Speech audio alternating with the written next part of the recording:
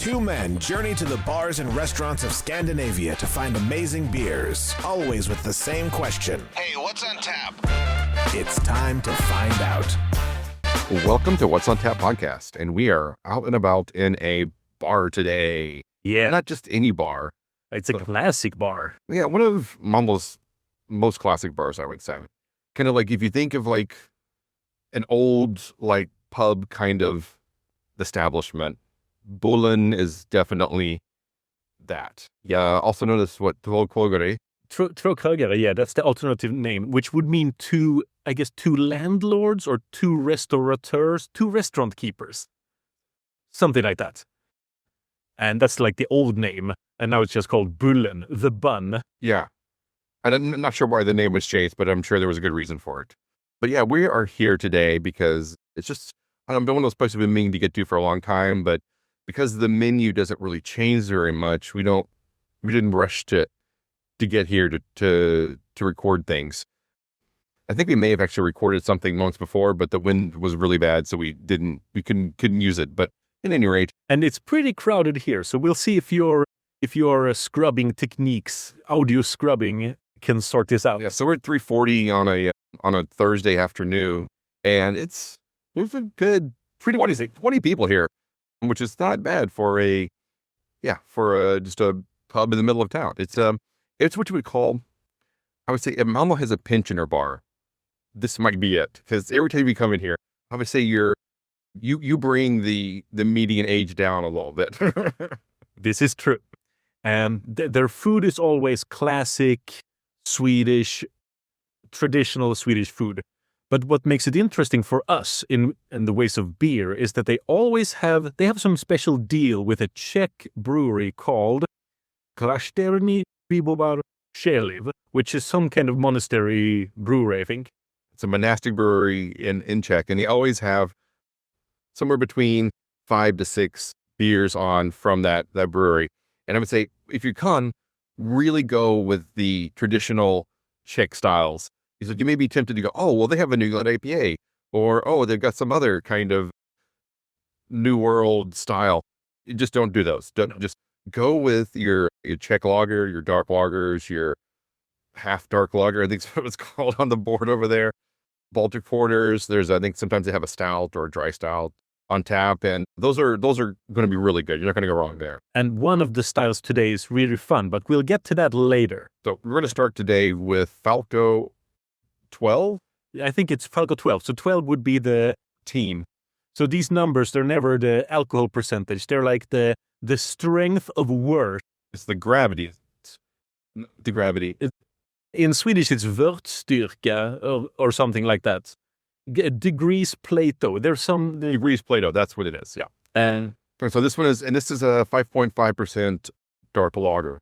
And this is usually kind of one of my go-tos when I come here because it's really, really just a solid beer. And we're served them in these beautiful big champagne glasses. Yeah, they're kind of a fluted beer glass. Kind of like an advanced tulip glass. It is really nice. The mouthfeel is really full and what you expect from a Czech lager. You've got this really roasty, caramelly, slightly smoked aftertaste to it. It's just all around solid beer that I know every time I come here I can get it and I'm going to walk away pretty happy. And it's a beer you can drink a full pint of or a full glass of and not get bored of. It's not breaking any new ground. It's a classic style and a classic example. Exactly what you would expect from a Czech dark lager. It is very much according to style, and I would say it's a very, very good example of that style. Worthy also to say here is that they actually do serve flights. I think you can get 4 or 5 beers as a flight price. Have you and I never done it? They have like this. They have this wooden plank, and you get these little glasses on it. I've never even seen anyone do that here. Oh, really? Yeah. Okay, last time I was here, I'm pretty certain that I ordered a flight because they had so many new beers that it was worth it. It's crazy. But since we are here to record, 2 beers is the perfect amount. It is perfect amount. What would you give this beer? I've given it a 3.5 the last 2 times I've been here. And honestly, it's 3.5, 375. Yeah, I can go 375. I can go 375. It's just such a great beer. And I think it's one of those that I would drink it, I would probably keep raising it a little bit every time because I'd be like, yeah, this is a comfort beer and this is right in my sweet spot. All right. So what's the next beer we got today? The next beer is the Poutovy Special Jirikovo Videni, and it is a Grodziski or Gretzer beer. So some people call this style the Polish champagne, even though this one is Czech. It's also Polish style. So we had our first, what is it called, Grodziski last year on the show. It's supposed to be our second time to try this beer. And if I remember correctly, it was kind of like a Lichtenheimer, but not sour, not as sour. Exactly. Lichtenheiners are sour, right? I don't think this is supposed to be sour, but it is supposed to be smoked. And it's usually a lower ABV style beer, but this one's actually kind of high for the style, I think. So Grodziski is a historical style of beer from Poland, typically made from oak-smoked wheat malt. That's the beer was nicknamed Polish champagne because of its high carbonation levels. Have you tried it yet? Mm-hmm. From my thing? That's a weird beer. It came off a little soapy at first. Yeah. And then so I was like, well, maybe I just need to try it again. Maybe I just wasn't ready for that flavor. And then on second flavor, it did not get better. The disappointment here isn't that it isn't very smoky. It smelled smoky, like when you smelled it. Yes. It had kind of like a light smoked kind of flavor. Oh, that'll be pretty good. But then when you try it, it's just not much smoking on it at all. And it's got a 4.4% ABV? 5. It says 5 here. Okay. Okay, yeah. It says 5 on the internet, but 4 point something on the board. Yeah, I think it is 4 point something on the board. And so I was expecting it to be a little smokier than what this is. This is pretty mild. And it's not until, if we're sitting here and the flavor's kind of lingering that I get a little bit of smokiness to it. But it's not as interesting as the one we had last year. No. These historical styles that include some smoked malts or some acidity, they're usually much more dynamic. Yeah. This one is pretty... This one's almost a little sweet. Yeah. Which I think messes with the smokiness when we wrote it. Yeah. This beer does have a 2.81 average. That's quite low. Yeah, but I saw some people giving it like a 4.5% at this place. Yeah. So I was quite surprised that this location has gotten pretty good reviews. So I was like, well, that's going to be interesting. But I don't think this is very representative of the style. And I don't think it's a very good beer overall. I think if it hadn't been smoked, it would have been pretty good because there is a maltiness and a sweetness there that I think is pretty good. But then there's the smokiness is trying to kind of cut through that. And I think it just becomes muddled and a little soapy. Yeah. And it's a shame. Oh, Stefan was just touching the wall because this is the wallpaper is textured and feels kind of leather almost. The wallpaper looks like it would be velvet, but it's not. It's more like leather. It looks like it feels like it would be like pressed leather almost. Yeah. It's quite nice. Well, another good part about this bar is its location. Because if you are pub crawling, there's like the southern part of the inner Malmo, which is around the Möllevångs Square. There's so many bars. Then we have the center around some other squares, but there's very few bars that connect these two hubs of beer. And Bullen is one of the few. Yeah, it's kind of the way station between here and maybe Pivo, Malmo Taproom. Yeah, Friskaten's really the other place. You could...